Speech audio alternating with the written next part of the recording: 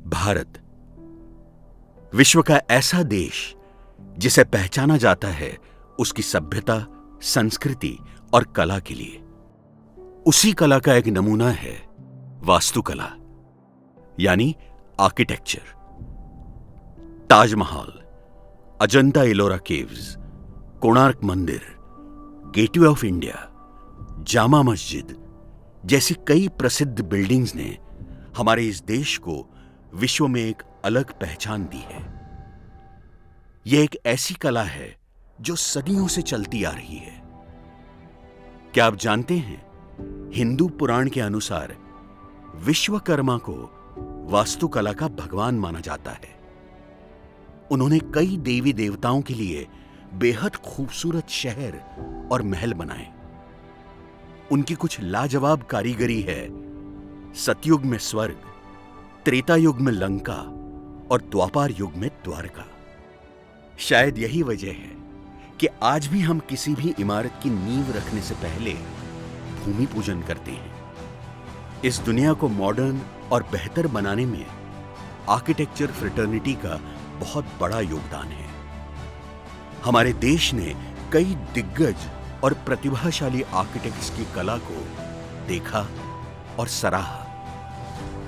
बीवी दोषी, Charles Korea, राज रेवाल जैसे कई दिग्गजों ने हमारे देश को मॉडर्न और फ्यूचरिस्टिक बनाने में अपना पूरा जीवन समर्पित किया और हमारे देश का नाम पूरे विश्व में रोशन कर दिया। इतना ही नहीं, बल्कि ले कॉर्बुज़िए, एडविन ल्यूटन्स, लुइस कान और लॉरी बेकर जैसे कई दिग्गज विदेशी आर्किटेक्ट्स को भी भारत में काम करने का मौका मिला।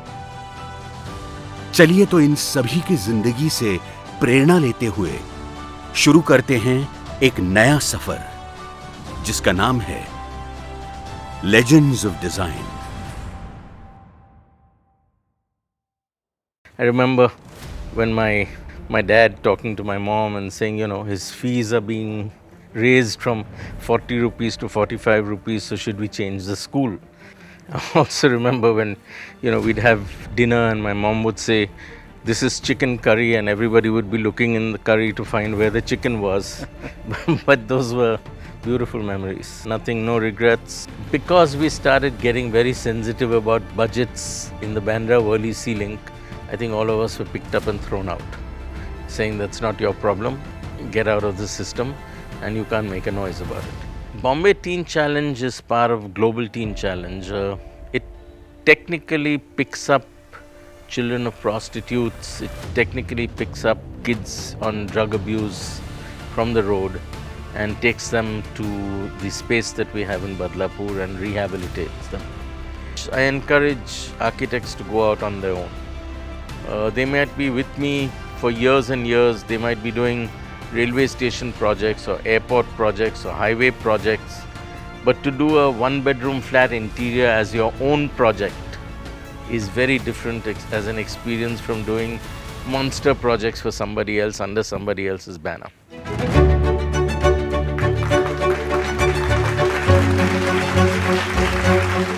नमस्कार, आदाब, सत श्री अकाल, केम छो? मैं करण मेहता आप सभी का स्वागत करता हूं Tostem presents legends of design season 2 में।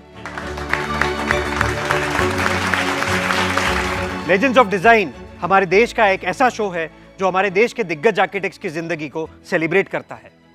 दोस्तों, हमें बचपन से सिखाया गया है कि जिंदगी में शोहरत और कामयाबी बड़ी जरूरी होती है। एक हद तक ये बात सही भी है, लेकिन हमारे रोजमर्रा की जिंदगी में जो एक बात हम भूल जाते हैं वो है अच्छाई। वो अच्छाई जो किसी के जिंदगी के अंधेरे में रोशनी ला सकती है। अन्ना हजारे या फिर मदर टेरेसा, इनके जैसे लोगों ने अपनी पूरी जिंदगी समाज कल्याण के लिए समर्पित कर दी। और हमारे आज के जो गेस्ट है, इनकी भी कहानी इनसे मिलती जुलती है। उनकी आर्किटेक्चर प्रोफेशन की जिंदगी जो है वो तो बड़ी बेमिसाल है, लेकिन वो एक बात जो उन्हें सबसे अलग बनाती है वो है उनकी नेकदिली। मिलना चाहेंगे उनसे? तो आइए देखते हैं उनकी एक छोटी सी झलक।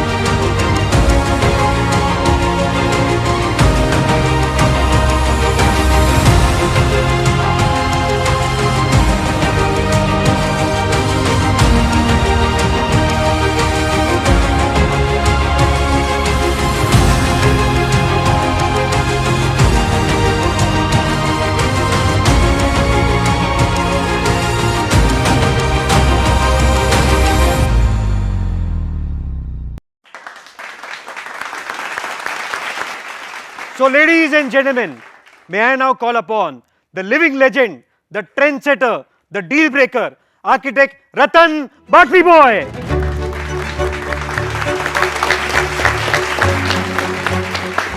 How are you, sir? Very good, thank you. Please. Thank you. Ratan sir, first of all, thank you so much for coming all the way to our studio, and it's an honor to have you. So, sir, let's begin the conversation. Sure. So, sir, we have this amazing bunch of people over here with us. We would all like to know how was your childhood? How was Ratan J. Batliboi as a child and your upbringing years? So, my childhood was a blessed childhood. I was very privileged to be born into a family which had all grandparents and all parents and brothers and sisters and cousins. It was a humble childhood. We lived in a very large area of apartment, and we lived on a very, very interesting Altamount road where everybody thought that, you were money bags. But the point was that we weren't overly rich. I had a lot of rich cousins. I had a lot of wealthy friends. But we had a sort of middle class background and middle class. I remember when I overheard my dad talking to my mom and saying, his fees are being raised from 40 rupees to 45 rupees, so should we change the school? I mean, that kind of thing. But we were never deprived. We were never deprived of anything. I also remember when, we'd have dinner and my mom would say, this is chicken curry, and everybody would be looking in the curry to find where the chicken was. But those were beautiful memories. Okay. Yeah, nothing, no regrets. Extremely privileged to be part of this whole family that we grew up in. Okay. Sir, when I met you for the first time, I really felt so happy that despite of being such a successful person in your life, you are yet very humble and, very simple person. So, where does this humility and humbleness come from? I don't see how success can change humility. I think it's the way we've been brought up. It's the way we've been sort of nurtured by our parents to share and, be like everybody else. I think that's the important thing. It's nothing to do with success, nothing at all. And I guess I was brought up like this, and I will continue to be like this. Okay, great, lovely. So, sir, how did architecture happen? So, I was thrown out of St. Xavier's College because of some politics that were happening there, and I had my girlfriend who was going to join St. Xavier's where I was, and I wanted to be with her, and that's the reason that she was joining the college as well. But the next best thing was JJ College of Architecture behind St. Xavier's, and that's how I joined architecture. And that's the honest to God truth. Okay. So, you're also passionate about photography and a lot of other, recreational stuff, especially sailing and yachting. Any memories or any experiences of those days? Do you still continue with your passions? I don't continue with my passions, unfortunately. My passion has just become design and architecture, and it's a sort of all-consuming passion, but it allows you to do a lot of other things, ancillary things. I think the most important thing about my photography is that my dad presented me with a camera. He was a good photographer, and I sort of inherited his camera when he sort of presented to me on my maybe 18th birthday or something. And I used it to make money. I used it to do photography. I used it to do photojournalism. I take it everywhere with me, use it to good honest beginnings and honest earnings. And that's pretty much also how I helped pay for my education right through school.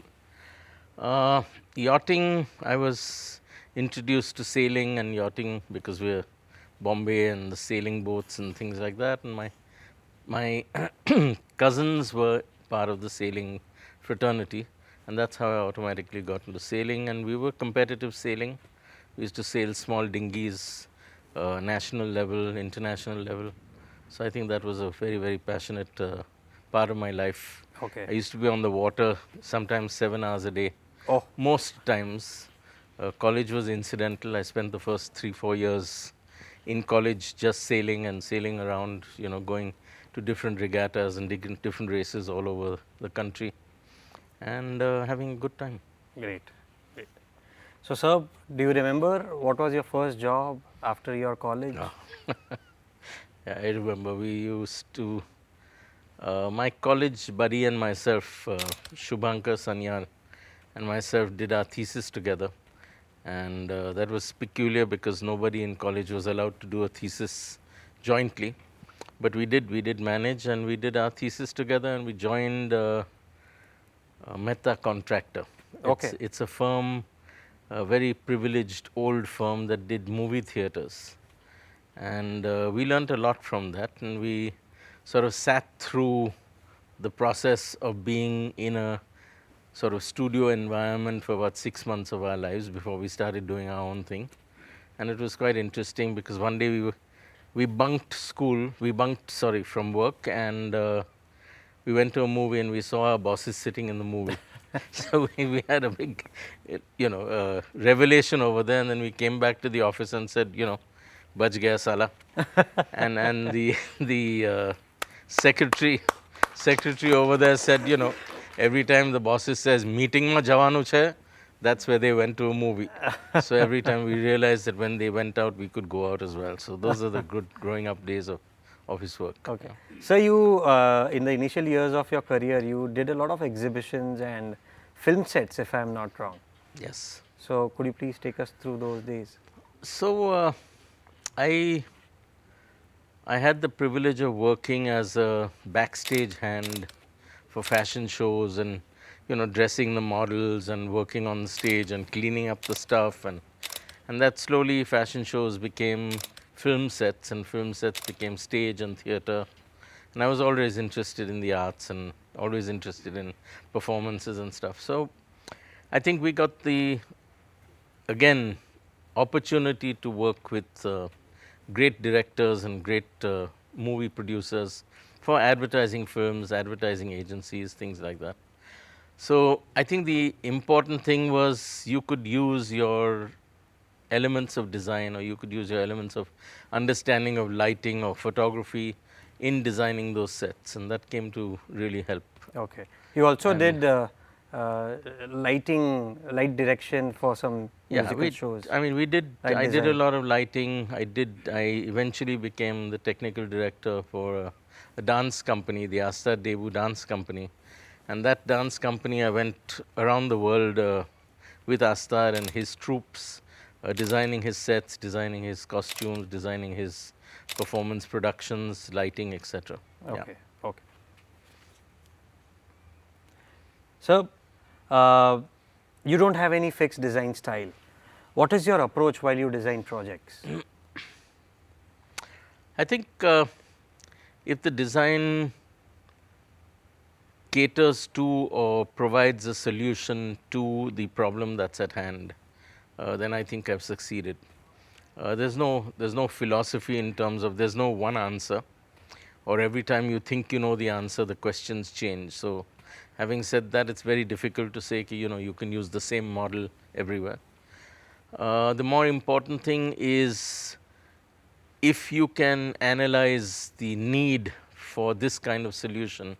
I think that's where I pride myself in being sort of reasonably exposed to be able to understand what the client wants or client needs or client desires.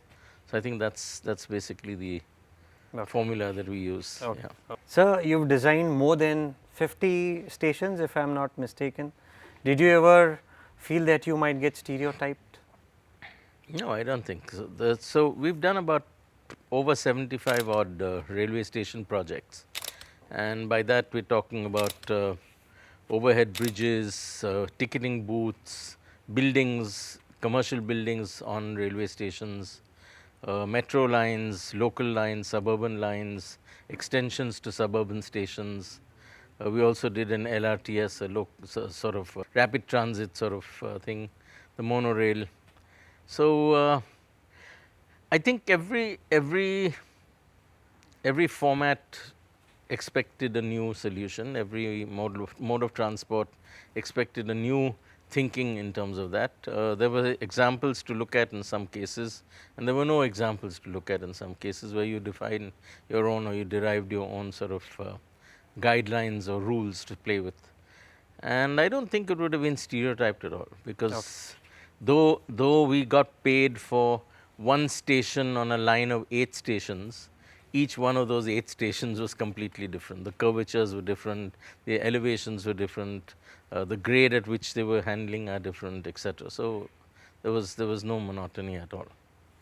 Sir, a similar question. You've done a lot of data centers, airports, metro stations, institutional, residential projects. What's your approach when you do such a wide variety of work? You're so versatile. I think it's just the challenge that lies before us, and we just jump into it. Sometimes knowing what we are going in for, and sometimes not knowing what's going to happen. And we realize that if you can eat one slice of pizza, you can eat the whole pizza, or if you can eat one bite of a dal rice, you can probably eat a biryani and things like that. So having said this, we started very small in understanding. A lot of research, a lot of thought process, a lot of study. It doesn't come easily, and you can't bum your way through it. You need to be understanding, you need to be able to understand whatever is data in front of you. And we continue to do that all the time. We continue to work with. We didn't get stuck in typically architectural projects like residential buildings and stuff like that. I thought we'd get stuck if we did that. And the way we were excited and the opportunities that came our way allowed us to do all sorts of design formats. And that's really a blessing. It happened by accident. It didn't happen by choice. It wasn't like I'm going to do only this kind of thing. It's very organic. And we ran a sort of multidisciplinary practice, so it was quite exciting to have everybody think about the same problem with completely different lenses. Sir, you also run a couple of other ventures besides architecture. Can you please take us through all those ventures that you successfully run? So we weren't making any money on architecture or urban design, and so we thought we'd get into software. And we realized that we weren't making any money there either. So I think that was an interesting revelation. We do a lot of sustainability work. I have another company in which I have a partner, and that's called Eden, Educated Environments. That's a sort of forerunner in terms of education for the environment and social economies, etc., etc. So that's a very interesting aspect. It's all related to design. It's all related to the community. It's all related to what people want. We don't stop at just architecture. Unfortunately, when people look at me, they just see me as an architect. So that's a bit of a bummer. But I think we're thinking pretty wide in terms of what are the allied sort of associations we could have that could augment the architectural practice. And besides just saying architecture and interior design and urban design, I think we went into environment, we went into sustainability, we went into software, we went into designing ourselves. Graphic design as well. You've designed a lot of logos, Tata being one of them. Yes, we got into graphics, we got into branding, we got into communication design, we got into project management, we got into construction management, we got into construction management with production management for all the very complex projects that we would do. We got into retail design in a big way. We got into, there was just opportunities which kept happening. So, if somebody came to me and said, they wanted to do hairstyling, I'd say, yeah, sure, as long as there's a design element in it. Yeah? Okay. Would we sell cameras and clothes? The answer is no, because there's no relationship to that. But I think it was a multidisciplinary practice which allowed us to do many, many things. Okay. So, you've done a lot of projects in Mumbai, but one of your prominent projects is the Marine Drive revamping. Could you please take us through that experience? What was the what was the project like before and after status, and what was your brief? So I think Marine Drive had dilapidated. It had just completely gone to seed because the footpath was bad, the retaining wall was bad. There was no sense of publicness about the project. It was almost a pain to walk on that project. People would dig it up and, utilities. There were about 31 utilities which we measured out on Marine Drive. and the guys wouldn't talk to each other. So one guy would come, dig, lay his pipes, get out. The next guy would come, dig, lay his pipes next to the guy who laid his earlier pipes, get out, and it was a complete mess.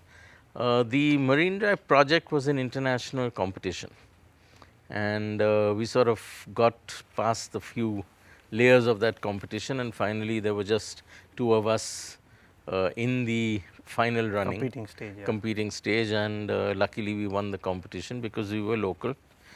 And I think my team and I just decided that we sort of teamed up first of all, and we called our unit ARC CGL. ARC because of the Marine Drive ARC, and it also was representative of the people's movements over there. And CGL was creating global landmarks.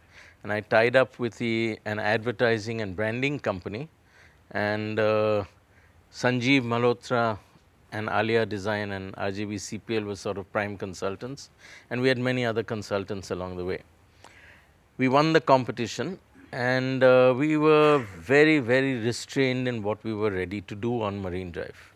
In fact, the one-word solution for Marine Drive was nothing, nothingness.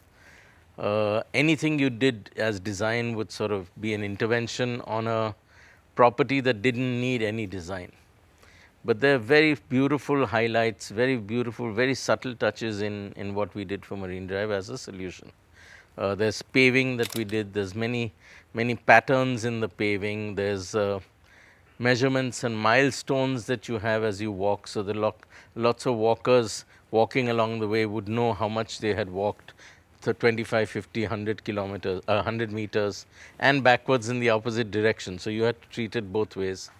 We decided also that the principles would be that if it worked for 95% of the people, it was good. So we had a 95-5 sort of relationship, and there would be huge pressure on us to do a cycle track, a doggy park, put in trees, put in lawns, put in kiosks, put in toilets. But we decided that if it didn't work for 95%, it wasn't going to be done. And we got a beautiful relationship with every single stakeholder. So from governments and bureaucrats and politicos to the residents, to the walkers, to the people who use Marine Drive day in and day out, I think we got them all together in sort of one harnessed opinion. And that's how we went forward on the Marine Drive concept.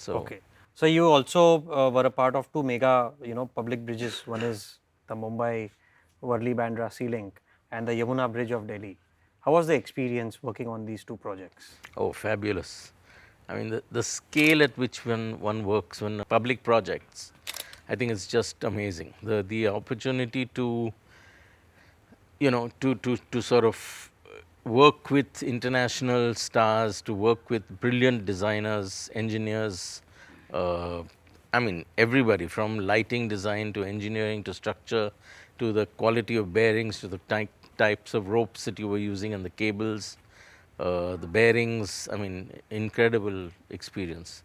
Bridge health monitoring systems, I mean, those are things that one doesn't hear about in a normal conversation or normal architectural practice. And I think I was very privileged to work on the Bandra Worli Sea Link, the alignment and stuff with the MSRDC. Unfortunately, the whole band of us were thrown out as consultants because of the politics that sort of happened. But we sort of got picked up again to do the Yamuna Bridge in Delhi, in Wazirabad. And that was just an incredible experience for us. It took us 15 years to get that bridge going. So from 2004 to 2019 when it was inaugurated, 3 terms, 4 terms of the chief minister, different political parties, different people taking credit for the bridge, and the experience of trying to put in that kind of bridge at that kind of cost in an Indian condition, done by Indians for Indians, was quite incredible. But sir, when you say, such projects, such mega projects take 10 years, 15 years, the budget goes for a toss. So how do you manage these changes that frequently come with the change in governments? So because we started getting very sensitive about budgets in the Bandra Worli Sea Link, I think all of us were picked up and thrown out. saying that's not your problem, get out of the system, and you can't make a noise about it. We decided that we learnt our lesson, so we don't get involved in the budgets. We're not expected to control the budgets, besides, of course, the original budget, and we say that the basic cost of this bridge was X amount of money. It could have been 6X by the time it was completed. But our job was to say X amount of money was the basic cost. And that's unfortunately the situation that happened. Okay, okay. So you've recently built a very fantastic museum for kids, Muzo. Yeah. Would like to know about it. So Muso is a very interesting experience. Vineet Nikumb of Bricolage and RJB-CPL worked on that together for the Jindal family, for Tanvi Jindal. And it was an idea that we sort of played with for many years before we actually made the building. And once that building was made, it was an incredible building. In fact, I went there a couple of days ago, and every time I go there, I see something brand new happening, because the kids are really involved in what we do, what we've given them to do. So we allow the kids to play on a floor, we allow them to discover certain things on a floor, we allow them to work, as in we make things on a floor, we allow them to experience nature and how we grow things, etc., on the terrace. And the overall experience, I think, is incredible for the children. We have different things for different age groups, and I think it's being brilliantly worked through. It's about a year and a half now. Exhibits will change, playthings will change, the way programming is done will change. The concept was that it's a museum of solutions. There is no product in that museum. The product eventually will become the solutions that the kids make for environmental issues like we have. So global warming or environmental issues, the kids have their brilliant, very unique way of looking at these problems and unique way of resolving them. And those resolutions and those solutions will become sort of cast as the solution that was designed over there and is shown to the rest of the world. Yep. So we're hoping that the kids will change our world for us. Okay, okay. So after your studies, how were your initial days? Did you start on your own or did you work somewhere else? Yeah, so right through college, I was working through, helping my friend Nauza Wadia, who's a very famous architect now. And progressively through college, I mean, he was in the same school with me. We were in college together. He was a couple of years elder. And he'd finished his architecture. He was already working at a job and sort of moonlighting. And that's when we were working together. I'd help him out on stuff. And Nauza and myself formalized a partnership called Ratan Batliboi and Associates quite early. In fact, our first office was in Hafiz Contractors' first building. Om Chambers. Called Om Chambers, at Kemp's Corner. And it was, I mean, at that time, it was a lovely building to be in, right next to my home, so that was very convenient. And we had a good time. We used to do a lot of interiors, a lot of work, and just seriously go through interior after interior after interior. In fact, there was a joke that they were going to name a road at Juhu, 10th Road at Juhu, after Ratan Batliboi, because we'd sort of do one and then do the next and do the next bungalow. That's the way it was working. And then we sort of drifted apart by virtue of the way we were looking at it. I was inclined to do a lot of public projects and what they call social architecture. Nauza was very into buildings and bungalows and, reasonably high-end residential stuff. So we sort of drifted apart, and then I went on my own after about 5 years of the business. Nauza's on his own, I'm on my own, and through that we sort of grown into doing what we want to do. Interesting work. Mine tended towards urban design. We started saying, we need to do some 10-20% of large urban design to help community, help social space. And then that 10% became 20, 30, 40, 50, 70% till it became really choking for us, because our rich clients and our corporate clients paid the fees for our projects. And those fees were spent in doing urban design and social work. It was sort of a Robin Hood, rob from the rich and spend on the poor type of approach. So at that point, we sort of changed the way we looked at stuff. Okay. But the interesting part was the early days was lovely small projects, very interactive projects. Still, we got our big breaks with Shirish Patel and Associates. Shirish Patel approached me to help him with the Navi Mumbai railway stations, and that was a great opportunity. I don't even think I was 20 years old at that time, or 30 years old at that time. So within a few years of having started architecture and doing residential scale buildings, you were suddenly thrown into the deep end on public projects, and that was exciting. So I remember when we were talking, you mentioned about you quitting, or rather you not accepting public large scale infrastructure projects, government projects especially. Yeah, so I think COVID did that because you suddenly realize that you're locked at home in the room with the family, and everybody's paying attention to every call you're making, and all you're saying is there's no money here, there's no money here, there's no money here. We've run into debt. It was tough, and I was toying with the idea of breaking away from public projects because we were really digging ourselves into a hole. And when you're in a hole, you stop digging. Okay, that's the principle which we hadn't learnt. COVID was a sort of clear understanding that, boss, stop now and get out as fast as possible. So we stopped taking on new public projects. We had to still continue finishing the projects that we're on. But it's been a great learning experience. And I think we're very blessed again to have a lot of corporate projects, a lot of other projects coming up and allowing us to build our stamina and the firm as it was again. So, but isn't it unfortunate and ironic that a senior person, senior architect like you decides to quit or rather stop accepting large scale government projects? Nobody was funding us, Karan, and to try and self-fund for yourself and realize that you're closing on to 70 years old and you don't have a rupee in your bank balance, I think that's a clear decision that I have to jump out and start working to start look after ourselves. Okay. So talking about Mumbai, how has Mumbai changed compared to what it was earlier when you started? Mumbai has changed dramatically. I mean, it used to be fun cycling down the streets of Mumbai. It used to be fun going on a bike and you knew every road, you knew every building. You sort of explored the insides of Mumbai. Now it's crazy. I mean, we go for weekend, we'd plan a weekend holiday to go to Juhu from Kemps Corner. Yes. Okay. Today it's like Juhu will be 20% of the way and then you go further and land up. I mean, there was nothing here.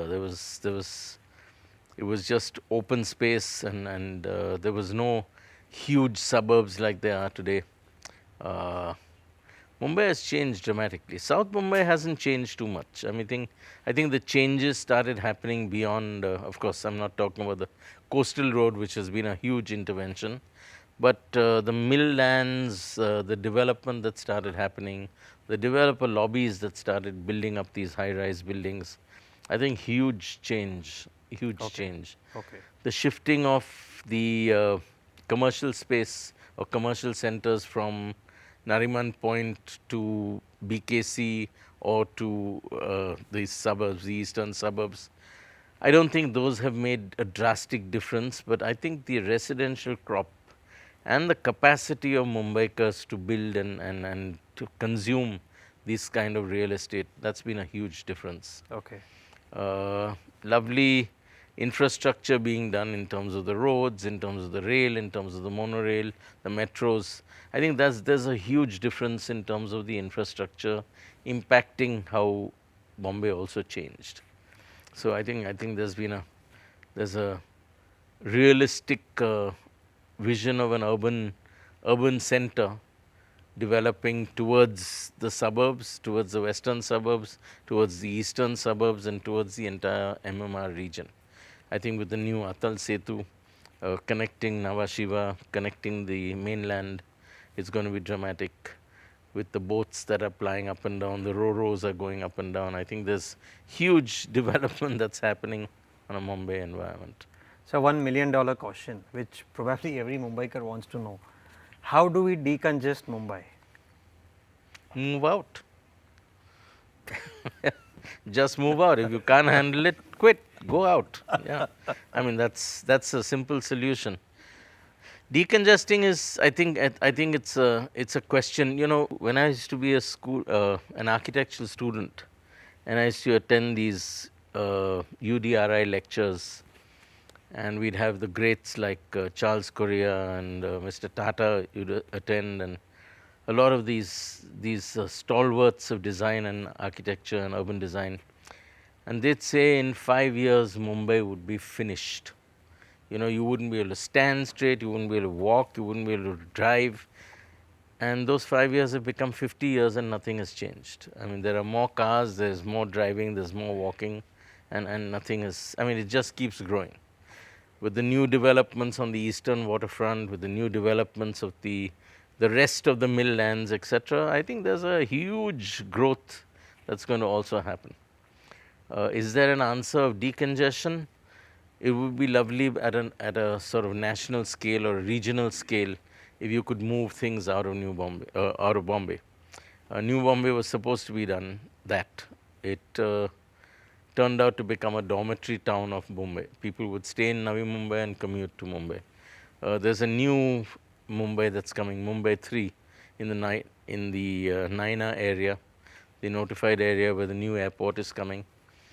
It's going to develop the same way. I mean, however planned, however well planned you have, I think there's a carrying capacity of the city, there's a carrying capacity of a region or a district. And when you start abusing that carrying capacity, that's when you start feeling the pressure. Everything sort of breaks down.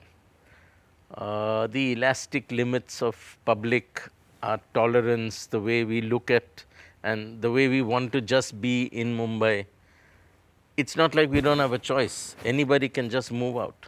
But the point is we still want to No one be wants to move connected. out. Yeah, Nobody yeah. wants to move.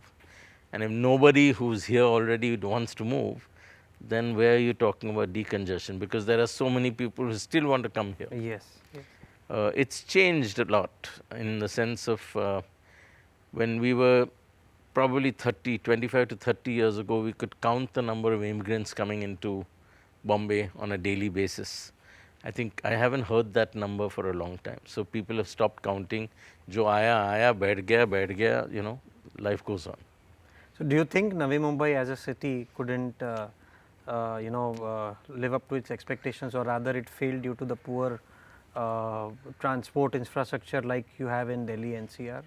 No, I think Navi Mumbai, as of today, maybe 20 years later than it should have. Today, Navi Mumbai is 50 years old. It could have become an independent, thriving, holistic city 30 years ago. Maybe the starting points weren't great because it took about 20 years for the railways to come in and connect it to Mumbai. But Navi Mumbai today, I mean, the areas of Vashi and Belapur and, you know, the business centers as well as the residential sectors, I think it's thriving. It's a beautiful, self-reliant sort of city. I don't think I don't think it needs to be dependent on Mumbai at all. But if you look at it going upwards and downwards, east and north and whatever it is, I think the relationships of Navi Mumbai with the greater MMR region is becoming, you know, suspect because there's sporadic growth thanks to infrastructure. So roads, connections, airport, etc., is making a big difference to the way people are commuting and looking at staying. I guess once the connections with the mainland starts in a big way, we'll be spreading to the mainland. And Mumbai is just going to expand in all sorts of directions. Okay. Okay. So besides being a successful architect, you are also a successful philanthropist. Could you please take us through all the exciting social work that you are a part of? So I'm not a philanthropist in the true sense of the word. I mean, if I just dedicate my time, whatever I have of it, to social causes. If you want to call that philanthropy, that's lovely. It's not a check writing philanthropy that I look at. I work very closely with children and children's issues. I am on the board of CRY, which is Child Rights. You're the chairman, trustee I am the of the board. chairman and trustee on the board of CRY, an organization that started in 1979. I was in school with the founder, and somewhere along the way, the founder was in ill health, so he just brought me in and said, handle it type of approach. I work with the Bombay Teen Challenge. I work with Toy Bank. I work with various philanthropy engagements and NGOs. We work with the Yasima School of Tribal Children and municipal schools. Uh, I get the opportunity to work with them in my capacity of architect and building for them, and also through my other understandings of how the philanthropy world works, how the volunteer sector works. So it's an interesting sort of blend of how I can just help and give myself my time, my family's time to the causes. Yeah. So, Bombay Teen Challenge and Toy Bank. Would you please share more details about these two NGOs? So, Bombay Teen Challenge is part of Global Teen Challenge. It technically picks up children of prostitutes. It technically picks up kids on drug abuse from the road and takes them to the space that we have in Badlapur and rehabilitates them. And sort of after detoxing and after 6 to 12 months of exciting and intensive care and treatment, we sort of integrate the people back into society. So I think that's Bombay Teen Challenge, and it's growing incredibly fast and growing incredibly well. Going into physical education, going into sustainability development, going into skill development for the drug addicts, sort of just integrating them back into society. I think that's a lovely way of going. And Toy Bank is a very close sort of understanding or a very close sort of venture by two very close friends of mine, and they want to make play into a sort of fundamental right. For every child. For children, Yeah. children should not be deprived of play, and we realize that through play, through conscious play, you can do a lot of stuff, from team building to trust to skill development to dexterity to understanding people to being in society. And I think that's a phenomenal sort of way of looking at stuff. And all it needs is just that conscious play, and it can change human behavior. Also, Asima Tribal School and Antarang. So Antarang was an interesting volunteer organization that started in my office. We had the space. The trustees came to us and said, what can we do? So we started saying, sit here, start the place. Antarang today is in its, I think, 12th year. And Antarang integrates skill development, soft skills. They teach soft skills to young students, young dropouts, if I may, and young students who've just finished school. They teach them soft skills, and then they integrate them into earning money. So effectively, they'll place them as retail or service in industry and things like that, where the kids are taught English, manners, behavior, dressing, hygiene, etc., including some parts of language, and it of course can develop into anything.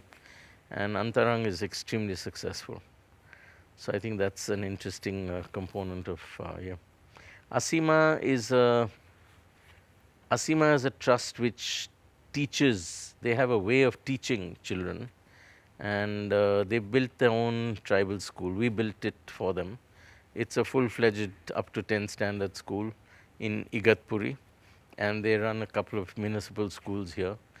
And it's very interesting because now Ajay Naik, my partner, and myself, through Eden, our company, sort of looks at programming for them to teach them how to grow their own food, to teach them how to look at being sustainable in their behavior, looking at water management. So I think that's a very interesting sort of way that we're looking at teaching school children the ways of the world to survive in the future. Okay. So we got an opportunity to meet a couple of people who know you well. So they have some interesting things to talk about you. Oh. Let's see what they have to say about you. Yeah. Sure. Can I have the AV, please? My name is Tasadduk Khair and I run a company called Team Design Architects. I have been a partner with Ratan Batliboi for over 2 decades. One very important and a unique quality about Ratan Bhai is his humbleness, and that humbleness allows in the design fraternity for somebody who's associated with him or working with him to be able to express ideas of design without a senior person's ego coming in the way or squashing somebody else's thought process. So that is why the association with him has continued and prospered over such a long time, because he doesn't squash another person's opinion, however junior the person is in terms of on the design table. So even if it's an intern or somebody who's 4 years, 5 years in the field, he'll definitely want to listen to somebody's design idea and will want to discuss it on an equal level rather than to keep on pushing what he thinks from his point of view or his seniority or his experience, vast experience of design, as what he thinks is right. Even when we are in a restaurant and if somebody has ordered more food and there's food left on the table, he would force himself and complete everything on the table. And I keep telling Ratan Bhai this, Ratan Bhai, the way you clean your plate, I'm sure God will never leave you hungry ever, or your family members ever. So that's one thing that I've always been telling him. Hi, my name is Mustafa Patanwala. I will narrate one incident with Ratan Bhai which really touched my life, and I keep on telling this to my juniors and all my friends and colleagues to whom I come across, how humble he is. We were in a Alibag for some meeting, and when we reached the jetty we realized that there was no boat, and at the same time we met Ratan J. Tata, and Ratan Bhai offered Ratan sir, okay, you join me in a boat and we'll reach in 5 minutes, 10 minutes to Mumbai. He said, no, I have friends and other architects along with me, so I cannot leave them. But it was humbleness of Ratan Tata also that he invited all of us, and that was a moment which really touched my heart, that he didn't leave. If he wanted, he could have said, okay, Mustafa, you come in the next boat, I'm going with Ratan Tata. But he took along with us, so that really touched my heart, and this is really, I appreciate a lot about Ratan sir. Hi, my name is Tahir Patanwala. I have been knowing RJB since the past 8 years now. Legends of design that we all know that he is, but he is also a legend of winning hearts. I knew him when I started working with him as an intern, and I had this amazing opportunity to travel with him to Delhi and work on one project. And the reason why I say that he is a legend at winning hearts is because he always has this larger than life personality, and as an intern you're always in his shadow, and you always feel that he's gonna not probably treat you very well, or not going to listen to all your suggestions. But that's not the case with RJB. He's completely down to earth, and he on the entire trip and till date he treats all of us, all of our interns, all our junior architects as equal, and he'll take our opinions and our suggestions and our thoughts on each project, each detail, and that's what makes him a true legend in design and a true legend in winning hearts. Hi, my name is Dinesh More. I am an architect by profession. Culture of the office is such that every person, from a junior most architect to the senior most, everybody has the opportunity to give their ideas, to propose their ideas, where you will find very rarely in any other locations. This was the environment that has been created. I think this is the culture of this office where everyone has the opportunity. Yeah, and I would like to share an experience of generosity from Ratan sir. Very recently, just a couple of years before, he gifted me his Innova car that he has been using it for a very long time. He had a very attachment towards his car and he gifted me, and since 1 year I'm using it. He keeps asking me, how is the car, well, is it running well, are you using it? So I keep posting him that I have been with my family here, I've been traveling here and there with the car. I post photographs of car and my family to him, and he's very delighted watching those photos. Hi, I'm Tejal. Met Ratan long time back in 1994, I think. It was amazing because I just graduated from America and here I land and work with him for around 1.5, 2 years. And then, of course, I charted my own path. And there were long gaps, and here I am back again almost 25 years back. That says a lot about him. So I have coined this word for him: minimalistic, oceanic. Why? Because he's so minimalistic, doesn't need anything, doesn't want anything, no credit, nothing at all. But he's working this almost 26 hours and 24 hours with the same acumen in everything, whether it is an Excel sheet, whether it is, a creative project. He applies the same intent selflessly in everything. So there's a huge thing I learned from him. It's amazing to work with him. So with all of that, I really wish him a great health, great success, and a great sense of satisfaction that he has really made a difference in this architecture world, especially for India. Thank you. Ratan is a very honest and a hardworking person. I haven't seen a person working harder than Ratan. After spending a night in the office, you will see him in the morning and he's fresh and he just changes his shirt and goes for a presentation. One funny story I would like to say about the unique design. If you see Rabale station, if you've seen Rabale station, there are X-shaped columns, and the columns are not vertical. Now in any design environment, you see the columns are always vertical. The columns are in an inclination in Rabale. Once one of our peon went to deliver the drawings and he came running. साहेब तिकडे काम गडबड झालं आहे काय, the columns सगळे तिरपे आहेत.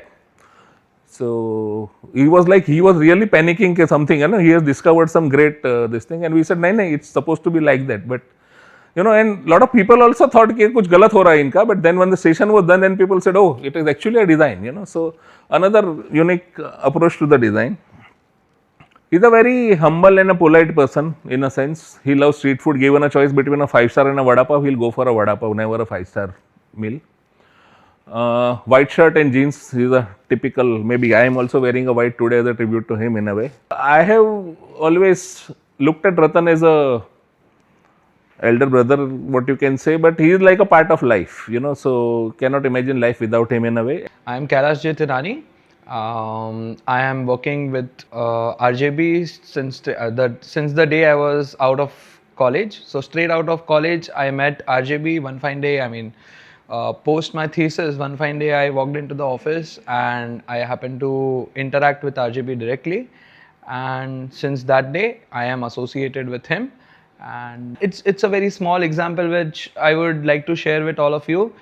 So as soon as I was done with having my dinner in the office, and he was just waiting for me, and he just took away the plate from my table personally.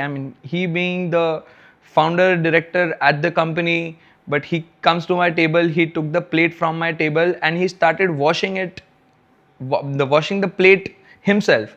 And he's like, boss, tu ja tere table pe kaam kar, because you are doing much more important thing that you're supposed to do, where I am not being helpful to you. You know how to work on that particular software or that particular tool.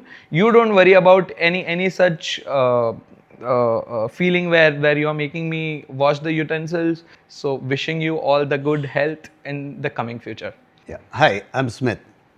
Started working with Ratan quite by chance. I was actually meeting him with a friend for lunch, and within a couple of days, we talked into each other in, working with him, and it's been a great journey. Lots of opportunities, lots of learning from the width and depth of his knowledge. Ratan is relentless in his hard work. I think the number of hours that he puts, the early morning 4 a.m. and 5 a.m. Messaging that it starts, and I'm wishing him all the luck for continue to do that, and in a way also to hope for myself to actually do the same.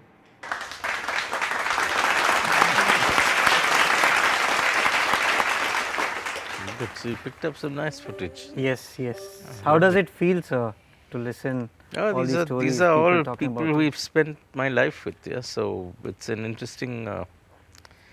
It's good that there's a lovely synergy, and we can go on working for the rest. Now you can understand why I work so hard, or because I have friends like this and colleagues like this. Yeah. Yeah. So that's RJB for you all. Thank you. This moment was powered by Tostem Windows, framing the beauty of living.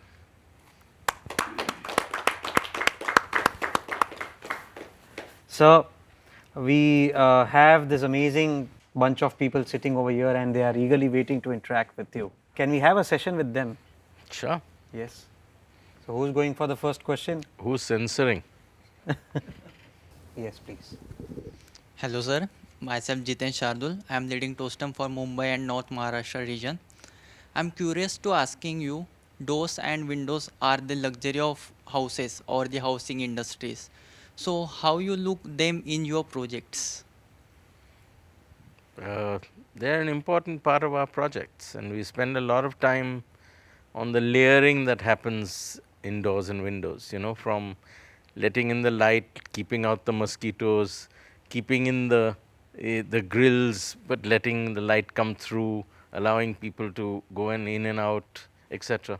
I think it's a very important part of any project. We spend a huge amount of time on the 6 or 7 layers of doors and windows. So it's an interesting exercise.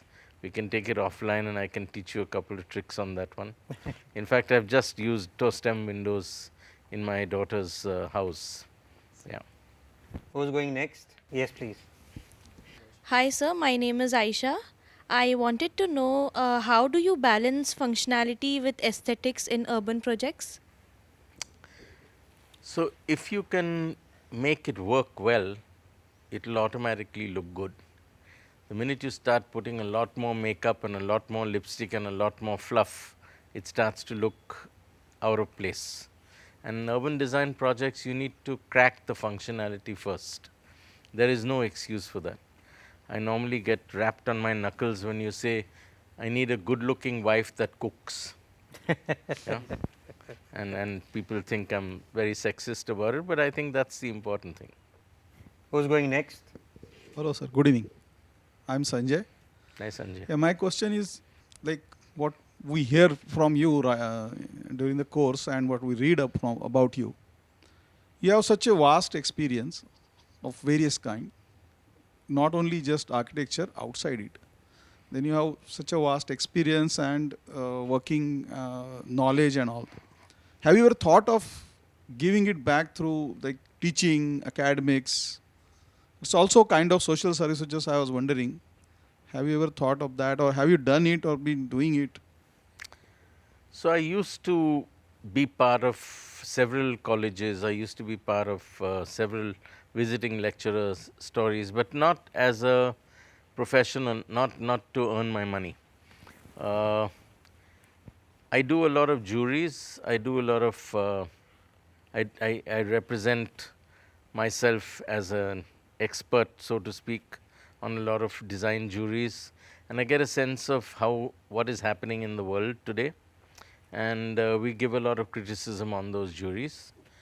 I have 200 odd people who work with me, and I run a school, literally, because you're constantly teaching. I always felt, Sanjay, that I didn't know enough to teach. And that's a big problem. That's the most important thing. The other thing is that, yes, I have thought about teaching a lot and realized that I cannot spare that kind of time because there are just too many things that are happening in my life, too many projects that need my attention, etc. I am on the board of studies for a couple of colleges, so I get an opportunity to tweak syllabi, to influence the way we teach, to influence what we teach, etc. So that's pretty much my academic pursuits. One more question quickly I'll add. Having, like you said, you had expanded into various businesses, 5 or 6 verticals I see. Then later on, you partner with your colleagues, individual businesses. So much of that. Do you have any message for budding entrepreneurs? Not just architecture, general. I encourage architects to go out on their own.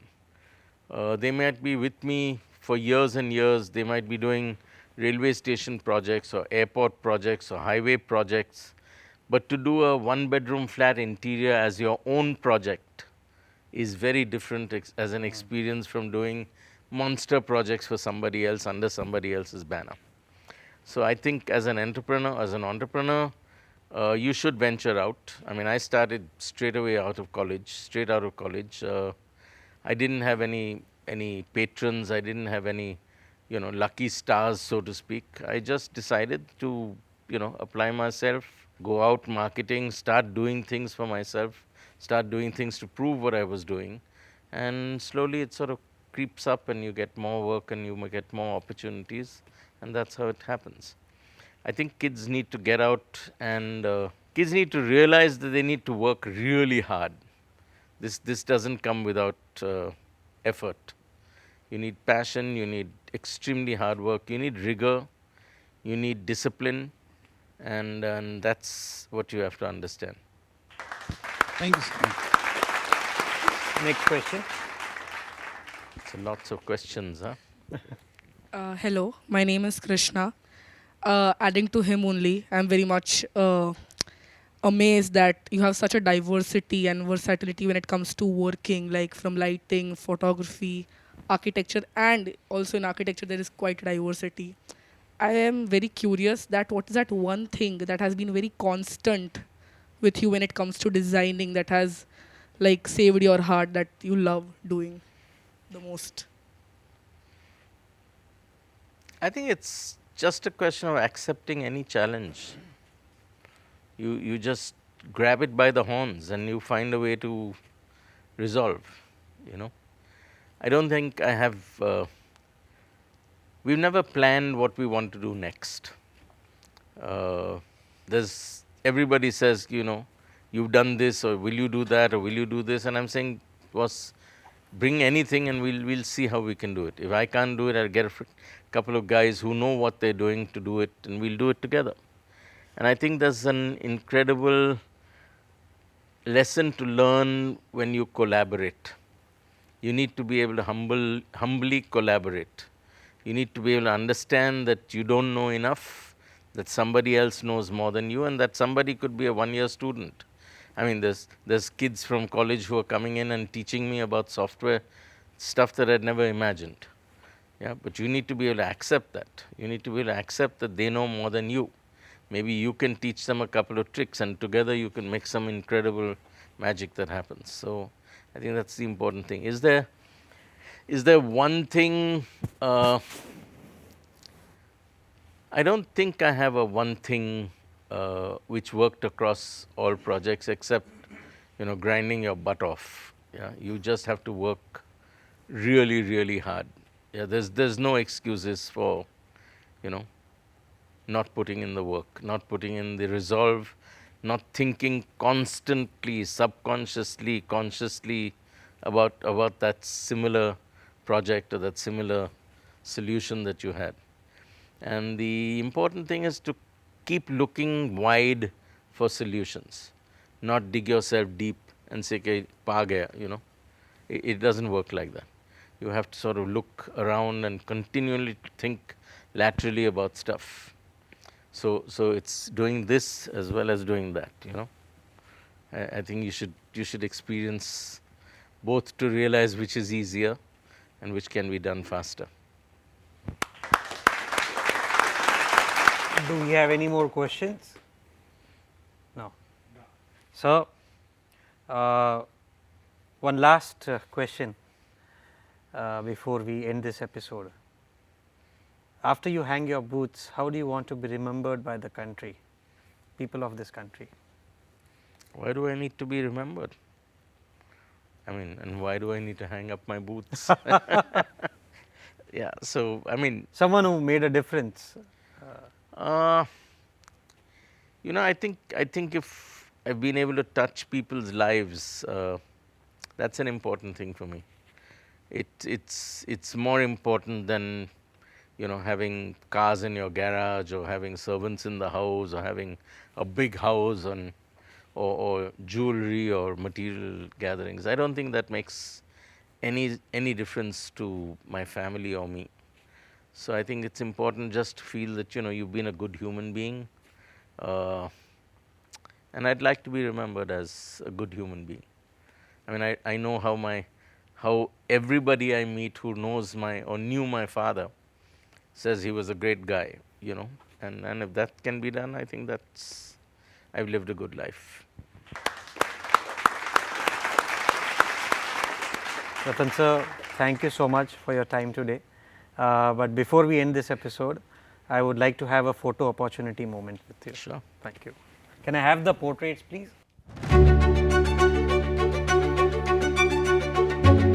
It's for you, and one remains with us. Good.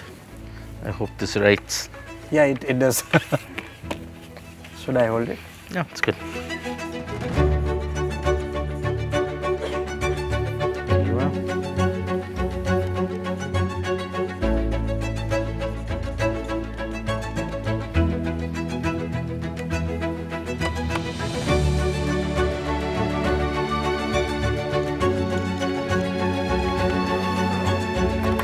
Can we have a picture?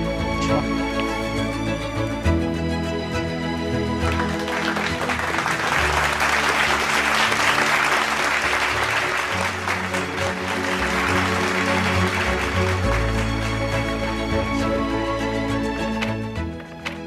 This moment was brought to you by Vox India.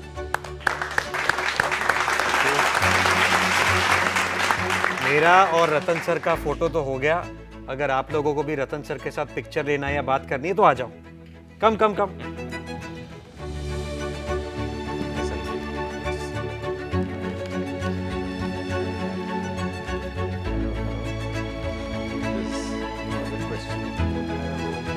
तो ये थे architect Ratan बाटलीबॉय.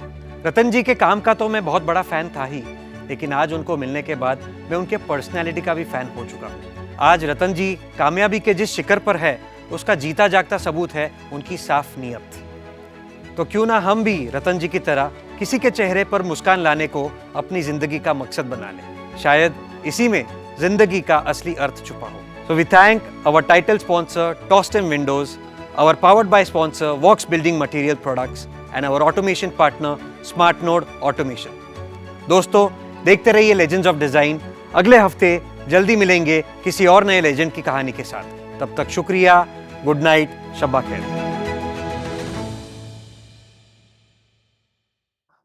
Hi, I have an announcement. दोस्तों, आज के इस social media के दौर में आइए हम लेके चलते हैं आपको उस जमाने में जहां पे कम्युनिकेशन होता था लेटर्स से. Smart node automation presents letter to legends.